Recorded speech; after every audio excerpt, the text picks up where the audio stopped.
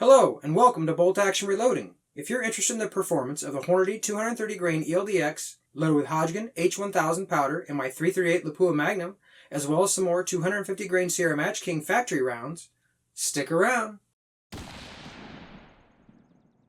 Welcome back to the channel. If this is your first time here and you want to see how I and the rest of the community here make our group smaller, start now by subscribing to the channel and hitting the bell icon. That way you get notified when I post new videos and you won't miss anything. If you've been paying attention to the .338 Lapua project here on the channel, you'll know that we have run into some interesting problems.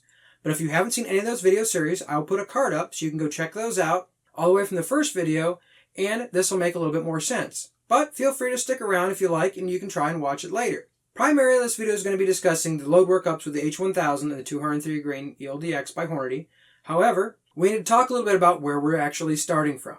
You'll know in some of the last videos that I discussed having problems that after shooting the rifle that we actually had problems with the Picatinny rail coming loose, as well as the scope mount, as well as the action screws becoming loose going from the chassis into the action. In some of those last videos we talked about retorquing those, reconfiguring everything. We have obviously added the Magpul PRS stock to our rifle, and the last upgrade that we made was actually lightening the trigger when we had to take out our action screws and retorque our action anyway. Hopefully, better than it was is where we're starting today's video. If you remember, in the last video when we talked about the Herters 250 grain Sierra Match King rounds, that again are more than likely loaded by S&B, in that video we actually had an average velocity on 5 rounds of 2,773 feet per second.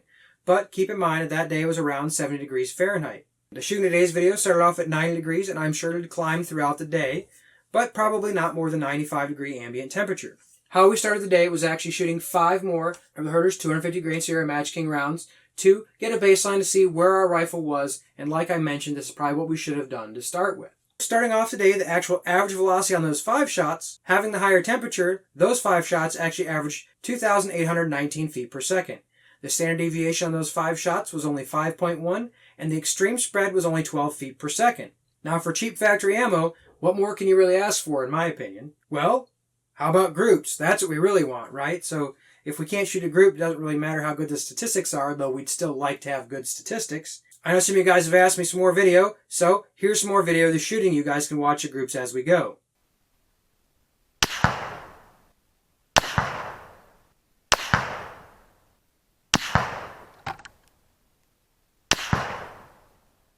Here we're actually hoping to get our first group out of the rifle actually under 1 MOA. And these first 5 shots actually achieved 1.124 MOA. However, if you guys were counting, and you actually like to remove that cold bore shot, this group did achieve 0.976 MOA, but again, that's only 4 shots. Might be cheating, right? But who's to say? Certainly close, but it obviously would be a little bit nicer to see what we could achieve legitimately without having to make any excuses. Well, that is far better than the slightly over 2 MOA group that we shot the last time, but that's when the action, the Picatinny rail, and the scope were all loosening up, and we were fighting those battles. With that baseline down, we know our velocity is a little bit higher. If we're going to see any pressure signs, we're going to see them a little bit more today than before. Let's get right into the load details on the test load that we're going to talk about today. Like I mentioned, we're talking about the Hornady 230 grain ELD-X, part number 33210.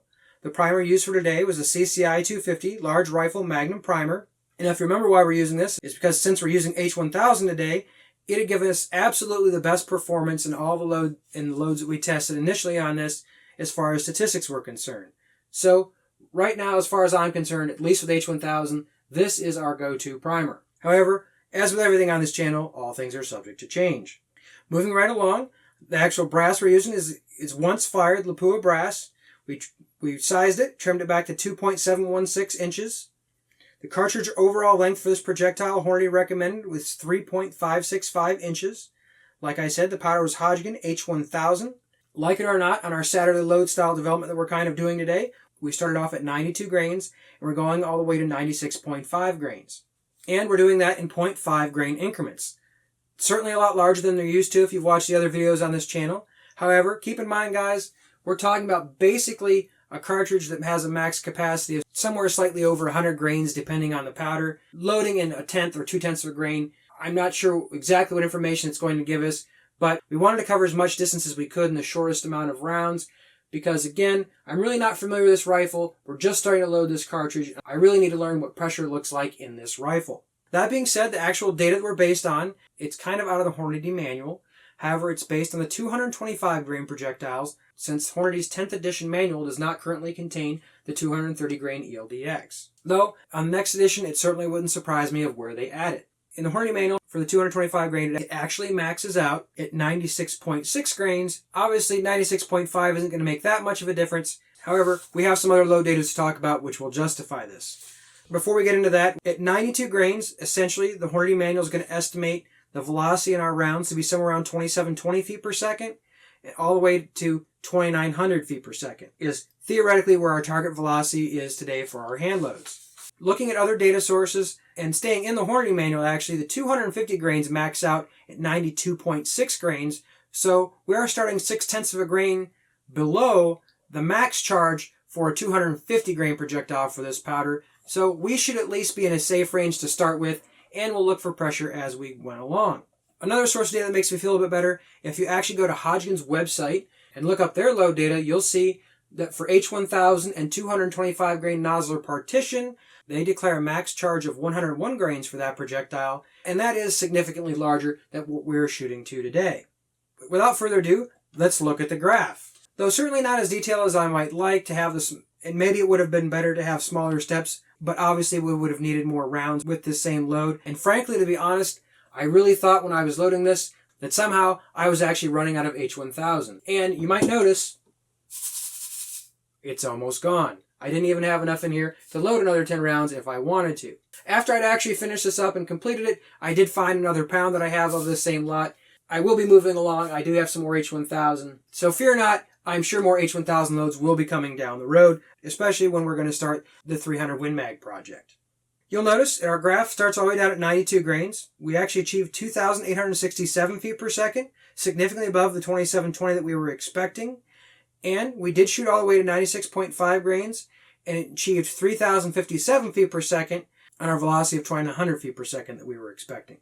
Maybe we just don't have fine enough detail in there, but if you will notice between some of the steps, there really is not, for a half a grain in between loads, very significant velocity increases. However, if I was going to pick a load to test out of this, that would certainly be it. Seeing that's still significantly above the actual expected velocity that Hornady predicted, and that appears that there could be a slight plateau in that realm, it seems like a good place to start. For you guys that like to see the rounds as we shoot them, I'll put a quick video on here and you guys can see how they shot.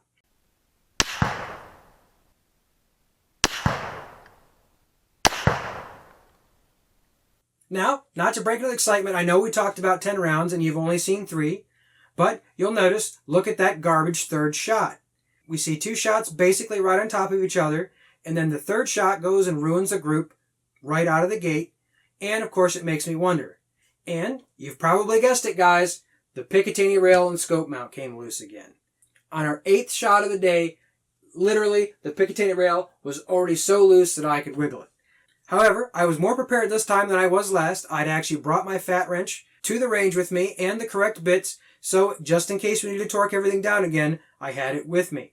Now, if you remember last time, when I called Savage, they said 15 inch-pounds is what that was supposed to be torqued back to, but since it didn't really hold, I decided torquing it up a little bit to 25 inch-pounds is where we're going to go to at least try and hold it together for the rest of the day.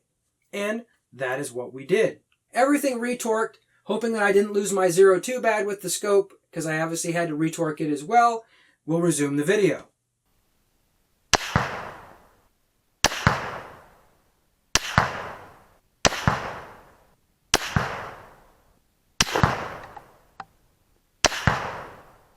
There we go. Obviously, a very nice improvement over some of the 4 MOA groups that we had shot previously. And this is over a whole 4.5 grains from top to bottom. Not to mention a velocity spread of 190 feet per second, and even including our bad shot, we got 2.048 MOA. Not really to cheat, but when we remove what I am certain was a bad shot due to the scope being loose, we've actually dropped a 9-shot group all the way down to 1.6 MOA. Not really horrible considering the velocity spread, but to be honest with you, I certainly could have pulled that lower shot. And, just in case you're wondering, you guys can be the judge and jury. If you want to remove that shot, 8 shots out of these 10, we've actually got a group size of 0.977 MOA. So, I'm not sure we can actually say that the rifle shot a group under 1 MOA, but there certainly is a potential there, and I do think that it's certainly not out of the question. But like I said, you guys be the judge, but overall I'm actually pretty happy with that. For sure, this is the best that this rifle has shot for me so far, and since we've looked at the groups, let's go back to the chart for just a minute. In this realm, I'm really not sure of where exactly I would want to try to reload here. Maybe this is just too coarse of a change in between the loads, but again, 338 Lapua is really new to me as far as reloading. Basically, the only honest places I would like to try is somewhere between 93.5 and 94, like I mentioned. Possibly between 95 and 95.5. Somewhere in there, seeing that's only a 15 feet per second change in between loads, but I really don't see anything else there. We can talk a little bit more about that, but let's talk about the brass a little bit. And since I mentioned that I'm a little bit new to reloading this cartridge, or at least I feel like that, let's first start by looking at the actual brass from the factory rounds that we shot. Now, while I'm not going to say there's any serious problems here, I'm fairly certain that this ammunition is fairly safe to shoot in the rifle. However, you guys will notice if you look closely, there is that ring around the primer, as well as a very slight ejector mark on the head of the case from the cartridge firing. Not really sure if you guys that actually have a 338 Lapua that fire factory ammunition, if the Zero rifle do this, what has been your experience with this? I'd really like to know in the comment section below. But keeping that in mind, let's actually look at the brass from our reloads. I'm sure I'm showing you guys from top to bottom on here. There really isn't a significantly different sign on the head of the case on these rounds either. I don't really like what looks like a kind of a scraping sensation around the primer. It does look like the brass has been disturbed there, which I'm not used to seeing in my 6.5 Creedmoor.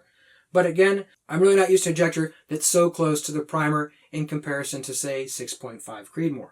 Based on Hodgkin having the max load all the way up to 101 grains for that 225 nozzler, I really don't think that we're in pressure here.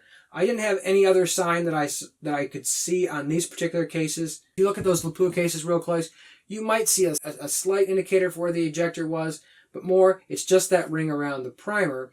Obviously not the same brass manufacturer, but it looks to be just a little bit more pressure on the factory rounds, which I tend to assume would be safe in the rifle. Like I mentioned, I'd really love to hear from you guys in the comment section below. Those of you guys that load 338 Lapua, let me know what your thoughts on this. Again, I'd really like to have some more information on it. That's the heart and soul of today's video. I'd really like to know what you guys think about it. If you guys have actually shot this projectile, I did see that on Hornady's website they actually still have data published for the 270 grain ELD-X, but the 230 grain ELD-X has been pulled off the website, but again is not in the 10th edition of Hornady. So if you guys actually have the data before it got pulled down, saved somewhere, I'd really be interested in knowing what the actual charge weights that it has for this. Did they classify that essentially as a 225 grain projectile in their load that they published when they released the projectile? I really don't know how old this is. I'm interested to know kind of where I am in the estimated velocity range, what is and isn't considered, what they consider a safe load. Overall, guys, the best groups probably that I've shot in the rifle to date. Again, problems are included, but that just seems to be par for the course as far as this 338 project has gone so far. I had another viewer contact me, but basically had the same rifle and hasn't been able to get his to stop loosening. If you guys have one of these that have been able to solve that problem, I'm very interested to know any feedback that you guys have. I really thought about actually buying just a straight Picatinny rail for the top that would be thinner, that would be meant strictly for the 110 action, and just mount to that and see if decreasing some of this mass might help the situation. I'd really be interested to know what you guys think in the comment section below. So as you can probably see, where we're probably going to go with this load workup is test either one or two of the loads from this chart in this brass just to see how well it acts and what kind of groupings and standard deviations we can get shooting 5-shot groups with those same charge weights consistently on the same day, same load, and see what kind of repeatability that we can get out of it. So far, I've been very happy with the Lapua brass, but if you guys have any feedback, I'd love to hear from the comments section below. I hope you guys enjoyed today's video. If you have any questions or comments on the video, please put those in the comments section below. If you're not subscribed to the channel and like the content, please consider subscribing to the channel, hit that like button, and like always, until next week, stay safe in small groups.